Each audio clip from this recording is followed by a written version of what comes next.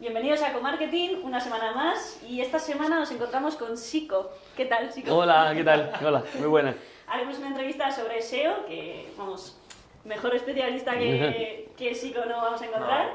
Así que nada, para empezar una pregunta un poco general, ¿cómo podrías definir el SEO? Y nada, para entrar un poco Bien, fuera de lo que significa SEO, Search Engine Optimization, como se diga, el SEO básicamente, y siempre lo explico con dos frases, o son más, no sé, que dice, el SEO es hacerle entender a los buscadores de qué trata mi web, si vendo bicicletas, zapatillas de deporte o soy un blog, y una vez que ha entendido de qué trata mi web, hacerle entender que soy más importante que el resto de sitios que hablan de lo mismo que yo, porque yo puedo tener una tienda de bicicletas, pero puede haber, y la hay, millones de competidores, y de alguna manera Google tiene que entender por qué sacarme a mí y no sacar a otros, aparte de que entienda que yo vendo bicicletas.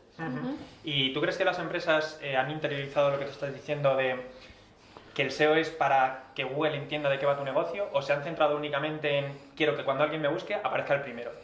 Bueno, yo creo que hay una filosofía errónea sobre el SEO para muchos empresarios y bueno, y también para muchos SEOs, que se trata de decir en qué posición has conseguido poner a un cliente, o mira, no sé qué, pon no sé qué en Google, queremos salir aquí. Yo creo que o sea, cuando habla un empresario, parece raro que te diga eso cuando dices, pero vamos a ver, Pepe, si se llama el empresario Pepe, lógicamente, si no diría, no me llamo así. Pepe, si tú tienes un negocio, ¿por qué me hablas de posiciones en Google? Tú vendes bicicletas, lo que quieres es vender más bicicletas, ¿verdad? Claro. Sí. Pues eso lo consigue un SEO posicionando tus servicios o productos, pero no poniendo bicicletas salir el primero, sino haciendo que cualquiera que busque algo de lo que tú ofreces, de los miles de referencias que tienes, de términos relacionados con tu sector, te encuentran y al final terminan comprando tu producto o conociendo tu producto. Mi misión es conseguir, y creo que la de cualquier SEO, es conseguir que el cliente venda más. Normalmente un cliente no llega y dice, mira, salimos en el periódico. No, lo que dice es, mira, este anuncio del periódico he subido un 40% por salir aquí. Claro. Pues nosotros igual, lo que hacemos es eso. Y bueno, en este sentido la creatividad es fundamental para crear nuestra arquitectura de palabras clave y tal. Entonces, para ello necesitamos el pensamiento paralelo. Y este concepto tan abstracto, ¿es algo que lo podemos ir entrenando o es algo innato que nacemos con ello? Bueno, aparte del pensamiento paralelo, que es un término curioso, yo sí que tenéis razón ahí. Las cosas no se ven. El SEO que mira una web y ve exactamente lo que vende el cliente, ve una arquitectura que ya existe y lo único que piensa es en etiquetar correctamente, en optimizar velocidad de carga y demás, puede conseguir unos resultados. Un SEO que cuando mira una web intenta ver mucho más allá, intenta ver qué puede generar el cliente, qué tipo de optimización puede hacer para que no solo haya lo que se ve ahora, sino generar una arquitectura mucho más interesante para ampliar no solo en términos, sino incluso en que el cliente se amplíe en el mercado, porque hay mucha gente que te necesita, pero no sabe que te necesita, no te buscan tan directamente. El que busca una silla de ruedas o unas muletas, no siempre pone muletas, a lo mejor él tiene una torcedura de un tobillo y busca información, y ahí es donde tienes que decirle, oye, que yo vendo muletas, y te vienen muy bien. Creo que ahí es donde está esa visión de no mirar directo al producto, sino mirar un poco en lo que el cliente puede abarcar dentro del sector y dentro de la visibilidad. ¿Esto se va practicando o naces con la capacidad de saber lo que busca la gente y dar con el clavo? Bueno, respecto a la creatividad, sí que pienso que una persona que no tiene creatividad es, iba a decir inútil, no es inútil, no tiene creatividad, pero tiene otras muchas cosas, seguro que confiamos, hay mucha gente que no tiene nada, pero yo creo que la creatividad sí que se nace con ella, practicando, tienes agilidad, pero dentro de una creatividad. Lo que sí que creo es que el que no tiene creatividad tiene una facilidad ahora con determinadas herramientas que te dan una visión que ya no es tan creativa, pero que te amplían esa visión, como os he dicho, de producto. Pues ya, por ejemplo, hay herramientas que te dicen lo que se pregunta en Amazon o lo que se pregunta en donde sea. Al final, esa persona dice, oye, pues la gente que está buscando este producto está preguntando esto. Entonces ya la misma herramienta te facilita esa creatividad, aunque no la tengas nativa, pero es cierto que para mí un SEO muy creativo es capaz, evidentemente, de crear mucho más en una arquitectura de una web que alguien que se basa en lo que le responden las herramientas. Y respecto al SEO, bueno, tú que tienes mucha experiencia y demás, ¿has podido ver que en función del proyecto que tengas y en función del sector donde esté esa empresa, cambia tu manera de trabajar? No solo en palabras clave, que evidentemente van a cambiar, sino quizás pues eso, en otros términos como arquitectura y demás. Sí, lo que estábamos hablando de la creatividad afecta directamente a eso. Es cierto que en el SEO, a mucha gente habla de factores on-page y demás, yo les llamo también de otra manera. O sea, yo al final sé que hay una serie de optimización que yo llamo objetiva, que es que un proyecto debe tener velocidad de carga buena, venda patatas, pimientos, bicicletas o viajes. Eso sería da común igual, a todos los sectores. eso es, objetivamente tiene que tener eso. Y luego está el posicionamiento subjetivo, que es el que tú ya le haces a ese cliente, tanto en creatividad de arquitectura, tipo incluso pues de link building, de otra serie, de lo mismo que se hace para todos, pero para cada uno lo haces completamente distinto. Una estrategia de link building, una estrategia de influencers, una estrategia de un montón de cosas que afectan directamente al tipo de negocio que tiene. Pero desde luego la optimización básica va a ser la que Google pone que necesita que no tengas errores 404 o 400 cosas que podéis ver en cualquier guía. Eso hay que hacérselo a todos, pero el otro sí que es... Okay. Y tú como profesional de SEO, ¿no afecta los cambios de algoritmos de Google? Es decir, SEO no es una actividad a veces un poco desmotivante, en el sentido de que tú estás haciendo un trabajo y de repente llega Google, te cambia los algoritmos y te ha desmontado todo lo que tenías hecho. No es así exactamente, o sea, vamos a ver, hay maneras de verlo. Como SEO, al revés, es motivante que Google no cambia todo. O sea, Google no dice, haz tu web más lenta y al cabo de los 3 años te dice, haz tu web más rápida. ¿Vale? Y entonces diríamos, pero se estaba diciendo que hiciéramos lenta. No funciona así. Google te dice, haz tu web más rápida. Luego te facilita herramientas para que sepas lo que tarda tu web en cargar. Y luego se termina cargando a la gente que no hizo su web más rápida. Ahora dice, haz tu web móvil. ¿Vale? Te está dando una serie de directrices. Tú sabes que dentro de X tiempo, el que no tenga una versión móvil bien optimizada, pues Google habrá consecuencias. Pero Google nunca te ha dicho que no tengas una versión móvil. Google no cambia, no es alguien que está pirado y que te dice... O sea, al final mejoran sus algoritmos para posicionar los contenidos de la mejor manera posible. Yo siempre he dicho que Google, respecto a la gente que hace cosas mal, que eso también es algo que sí que... Ahí sí que podrías... Ese planteamiento que comentas, por ejemplo, alguien que ha hecho un black hat y que antes Google no detectaba, Google ahora lo detecta, pero nunca verás una documentación en la que dice Google... Oye, conseguir redes de enlaces en blog de manera no sé qué, que parezca que... Y ahora dice que no, nunca ha dicho que lo hagas, lo hacías, no te pillaba y ahora te pilla. No cambia la ley, sino mejora la policía. ¿Vale? Ese es el planteamiento. Y quizás, igual esto es meternos un poco con tu especialización, pero en este sentido, ¿el SEM no lo ves como una herramienta más estable? Digamos, tú pagas, las palabras van a aparecer ahí y si alguien te busca va a aparecer tu anuncio sí o sí. Sin embargo, el SEO, al ir cambiando algoritmos y demás, va cambiando tu manera de trabajar. Sí, vamos a ver, el SEM es un... Bueno, aparte que también el SEM tiene un quality score, donde tú tienes que tener una calidad, tienes que tener unas landing optimizadas, tienes que tener determinadas cosas que también afectan, o sea, sí, tienes que trabajarlo también. Eso en primer lugar. Y luego, si ya dijéramos que simplemente pagando salgo... Es exactamente lo mismo que si me dices, oye, es que yo no es más seguro un cartel en la carretera que pago y salgo. Claro que sí. O sea, gástate el dinero, ponte en la carretera, dentro de 3 meses deja de pagar y ya no te ve ni Dios. Claro. Y cuando tú te gastas dinero en el SEO, si el SEO lo hace bien, tu evolución y tu retorno de inversión del SEO va a tener una curva en la que cuando tú dejas de pagar a ese equipo de SEO y tienes a lo mejor una persona manteniéndolo o no, el SEO se va a mantener. Todas esas ventas son un retorno directo de inversión del SEO y no estás pagando.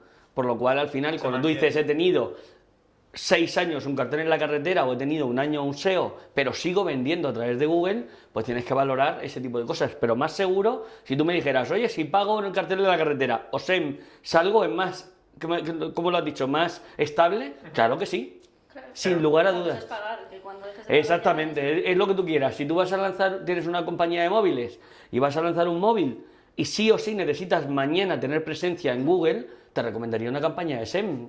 O sea, sin lugar a dudas. Porque no es así, o sea, cada cosa tiene lo suyo, pero no es, o sea, es diferente. Vale. Y ya lo has mencionado antes, pero Google ahora dará prioridad a la optimización de web móvil. ¿Qué es esto exactamente? Queremos que nos expliques un poco de qué va este rollo y cómo Es nos un rollo, ¿no? cómo nos va a afectar. Vale, bueno, el tema es que Google, como sabéis, tiene un índice, el que almacena las webs que se va encontrando, y ahora Google dice que su índice va a tirar como versión prioritaria para calcular sus rankings, etcétera, de las versiones móviles, ¿vale? Entonces, hay determinados sitios que no tienen optimizada su versión de móvil, no muestran los mismos contenidos, no está bien optimizada. Entonces, Google ya está avisando, como os he dicho antes, Google funciona de esa manera. Ahora te dice, oye, ve preparando, ya lleva tiempo diciéndonos, ve preparando tu versión móvil, haz la responsive, haz la dinámica, de alguna manera que al final ese índice único que va a haber, que antiguamente era un índice de escritorio, ahora va a ser un índice móvil, va a valorar por defecto la versión móvil.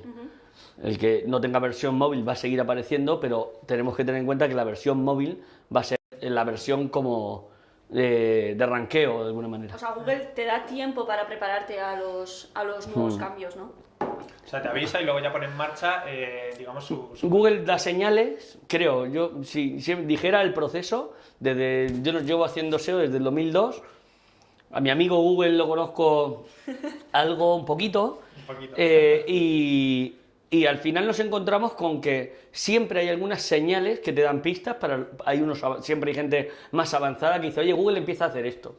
Siempre, en los foros internos, en cosas, oye, Google está empezando a hacer esto, ¿lo notáis? Investigas, el más avanzado investiga y calcula, hace cosas.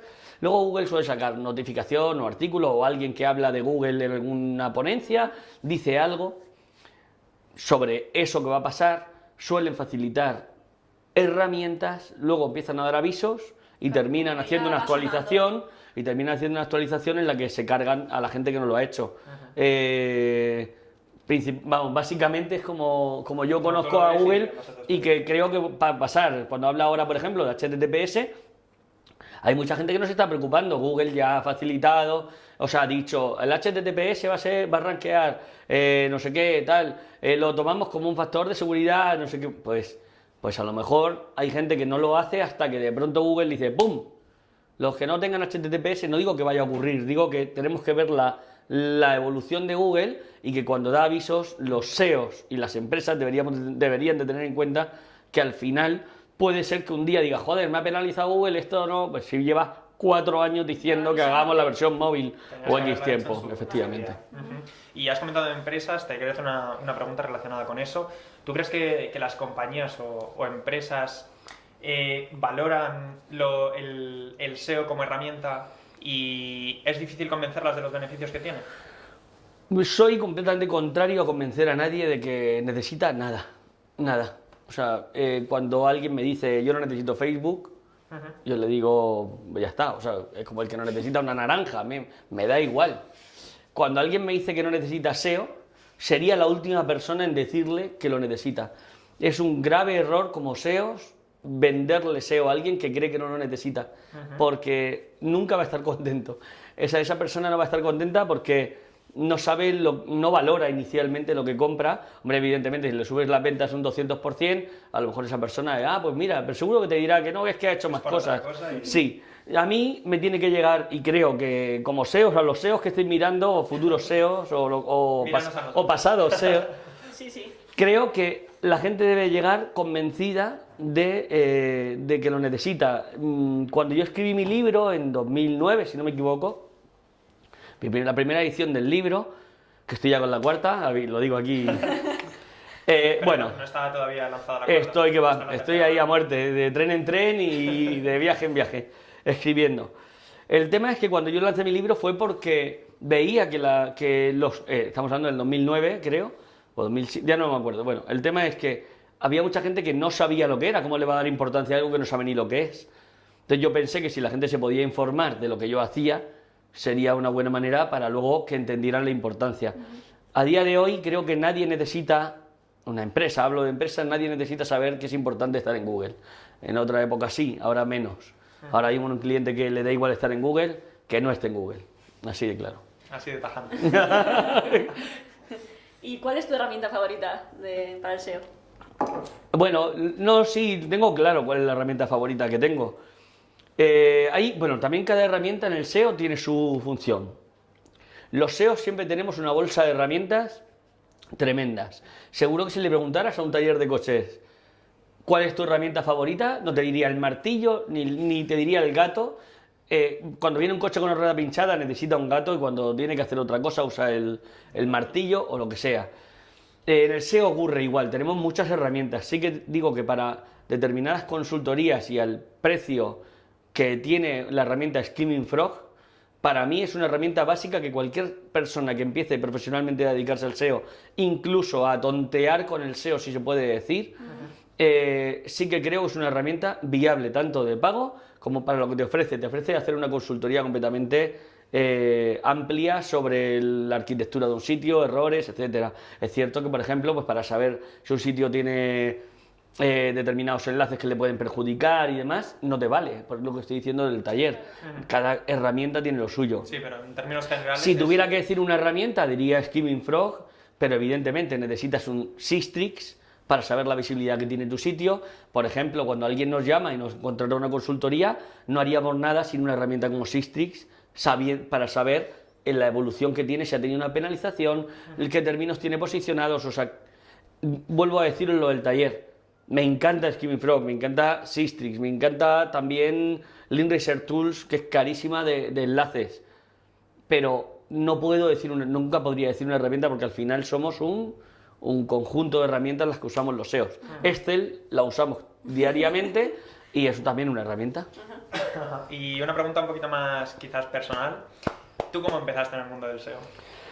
Bueno, la verdad que como muchos SEOs de los que somos ya dinosaurios del SEO, pues sin saber qué era SEO y haciendo cosas, investigando, yo era desarrollador y desarrollaba e-commerce trabajaba de director de desarrollo en una agencia, o sea, en una empresa que hacía todo el e-commerce a Iberia, a Marca, a sitios importantes, pero era desarrollo, no era ni... Pero nos dábamos cuenta que es verdad que haciendo ciertas cosas empezaban a vender más, incluso dentro del mismo cliente, 2 tiendas y empezás a investigar y de ahí empecé, me monté mi empresa, me pude volver a mi tierra a hacer surf y a ver pandayolas, pero a vivir mucho más tranquilo, que es lo que yo al final busco, otra filosofía de vida, y pude montar mi negocio y ya empecé a hacer SEO con el desarrollo. Es verdad que en esa época todavía desarrollé e-commerce, portales inmobiliarios, etcétera, pero siempre pensando en el SEO. Y después de tantos años dedicándote al SEO, ¿qué le recomendarías a alguien que empezase en este mundillo? ¿Que trabajase como freelance? ¿Que se metiese en una empresa? Bien. ¿Qué le recomendarías? Vale, vamos a ver, es como si tú me dijeras, es exactamente igual, yo siempre voy con las analogías. ¿Se llaman analogías? Yo creo que sí. Bueno, con el pensamiento paralelo. Vamos a ver. Si tú saliera un chaval o una chavala que sale de la universidad y fuera abogado, ¿qué le dirías? ¿Vete a una gran multinacional a hacer cafés? No. ¿Verdad? Le diría, y si empieza con una empresa pequeña, aprende cómo funciona todo.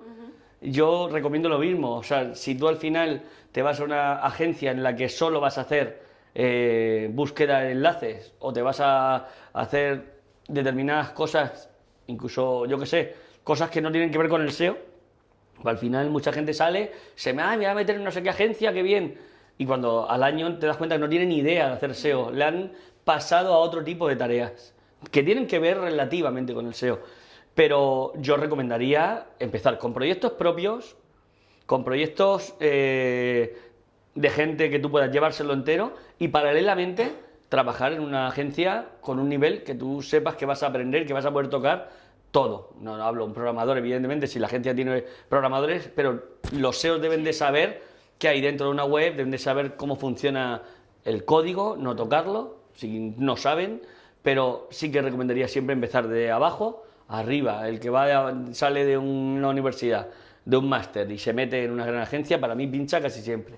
Luego trabaja de otra cosa, no pasa nada. Sí, bueno, pero sí, si quiere ser SEO es otra cosa. Ya. Vale. Bueno, y una última pregunta que es un poquito satélite quizás. ¿Crees que la cantidad de información que está recopilando Google acerca de nosotros, nuestros gustos, aficiones y etcétera, puede influir a la hora de que el SEO tenga futuro o no? A ver, me explico. Google no puede crear una nueva herramienta que filtre los resultados de búsqueda en función de tus gustos, dejando en segundo plano el SEO. Vale, pero ahora mi pregunta es, ¿y a quién devuelve cuando tengas tus gustos? En función de lo que ha estado recopilando. Pero habrá un algoritmo que diga que cuando tú te gusta esto, esto, esto y esto, te devuelvo a X. Yo actúo para que X sea lo que se te devuelve. Vale, y no podría eliminar, digamos... ¿El algoritmo? No, por orden alfabético. No, en lugar de que sean los SEOs los que intervienen en ese proceso, que sea el propio Google con toda la información que ha recopilado. Ya, pero para que Google Digamos, recopile información tienes que optimizársela para que él la comprenda. Que es de lo que os he hablado. El SEO al final tiene que hacerle entender que tú vendes bicicletas. Si tu web está mal estructurada, Google podrá tener su propio algoritmo, como lo tiene y como lo tendrá. Pero lo que pasa es que tú eres el que le tiene que dar esas señales. Si las señales cambian, el SEO hará que esas señales sean diferentes para que te muestre a ti, con tus gustos, el sitio del cliente. Vale, ok. ¿Te parece bien? Me ha convencido, me ha convencido. ¿Creías que me iba a pillar? Yo te quería pinchar, pero no. Bueno, Pues eso nada, es todo, ¿no? muchas Bueno, gracias. pues, Vamos por a vosotros. brindar. Brindamos. Muchas gracias. venga, muchísimas Nos gracias. vemos en la siguiente.